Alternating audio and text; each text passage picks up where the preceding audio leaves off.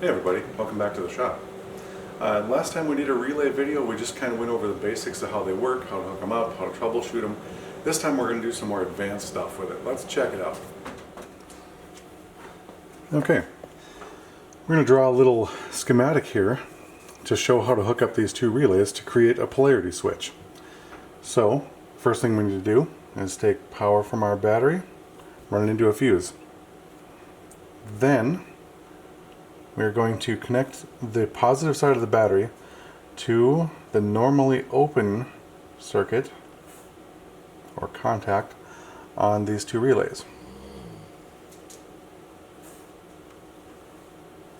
Okay. Then we're going to connect the ground to the normally closed contact on both relays. And let me grab a different color.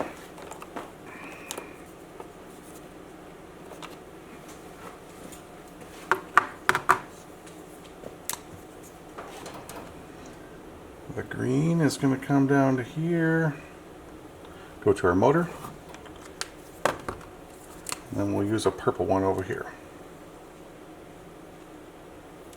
Okay, that is all of the connections that we need. To power the motor, now we have to trigger the relay. So there's a couple different ways we can do that. The easiest would be, of course, like we talked about before, these are the contacts here in the middle, and these outer two are the coil.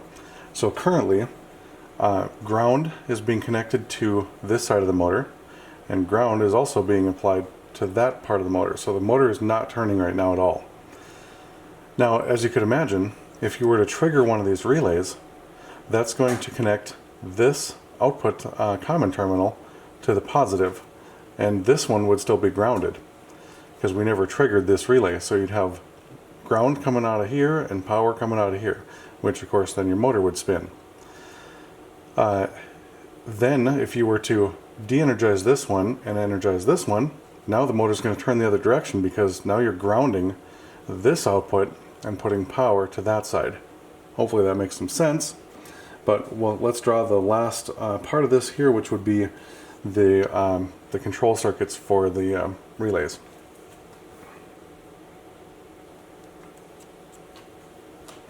Okay, so to control the relay, all we're going to do is tap power right off of our feed line right there and right there. That's it. Then all we have to do is have a button up here. For instance, we'll just make a little, like two separate buttons here. And of course that could be a rocker switch or anything like that, a two-way rocker switch. So there's a ground coming off of here and a ground coming off of there. Okay, now all we got to do is connect this one to one of these and this one to one of those. And that's it. Okay, I've replaced those two push buttons we had up here with a rocker style switch instead. Now, depending on your application, you may or may not want a momentary switch. What we were doing here originally was either running power windows up and down or activating the power lock actuator. Those kind of things should have a momentary rocker hooked up to them.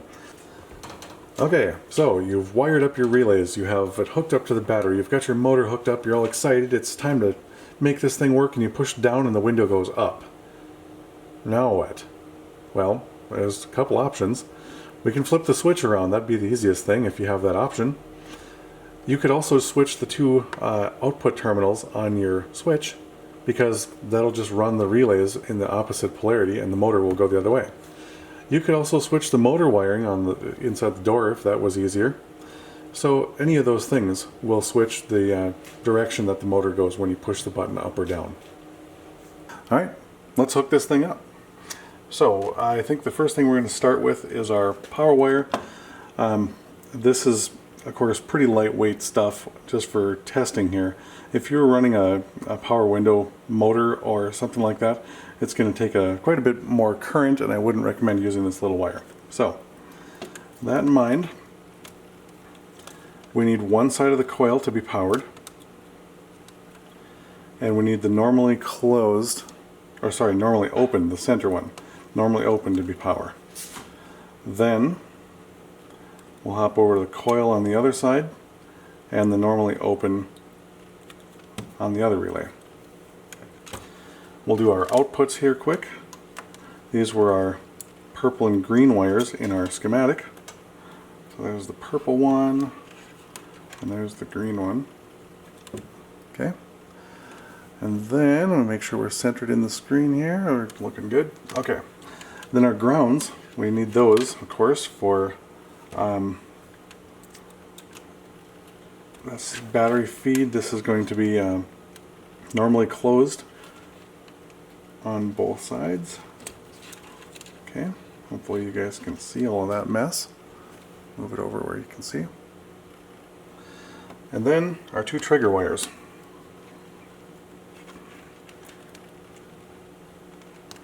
Go on there. And of course I'm just using these cheap crimps for testing purposes here, but most times if I was running powered anything like this, it would be one that was heat shrunk and a nice heavy duty one, something like that. But testing purposes, here we go.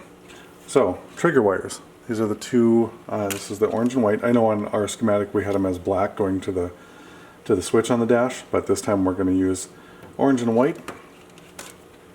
Here's power feed and ground. This would be fused on the red one, straight to the battery or to switch to ignition. And then the black one, of course, is ground. And then we've got our motor outputs, just like we had colors in the schematic. This will go straight to our motor.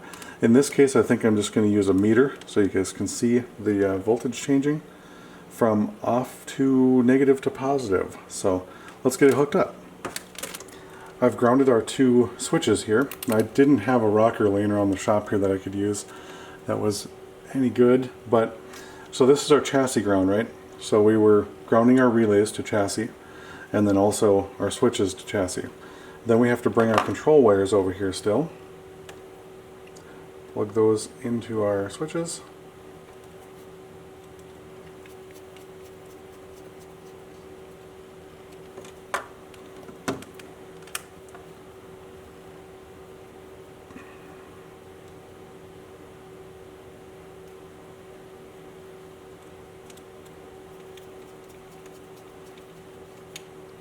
Okay, we are now connected. So this would be all dash stuff right here. Of course you could ground both of these switches together, but my wire was too big for those lugs, so I just ran two separate runs. But anyway, if we power this up, we should have no relay activated right now. And if we push one, there's one, and there's two. Now, on these two wires coming out here, these were towards our motor. We need to see what voltage we have coming out of these, right? So let's grab a meter over here. Okay, let's give this thing a shot now. One side should be positive, one side should be negative.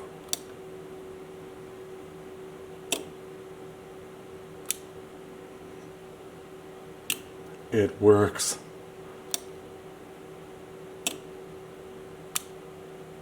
Pretty neat. Okay, so that would control a motor, say a power window motor going up or down, power lock actuator. I would recommend, if you're doing that, to not have separated buttons like this. It should be a momentary off, momentary style rocker switch. But there it is. I found an old fan laying in the shop.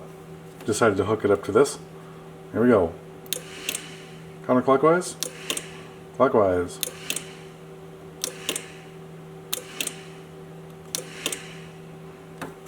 Pretty cool, huh? Hey, thanks for joining me in the shop today. Hope you enjoyed the video. If you did, you know what to do.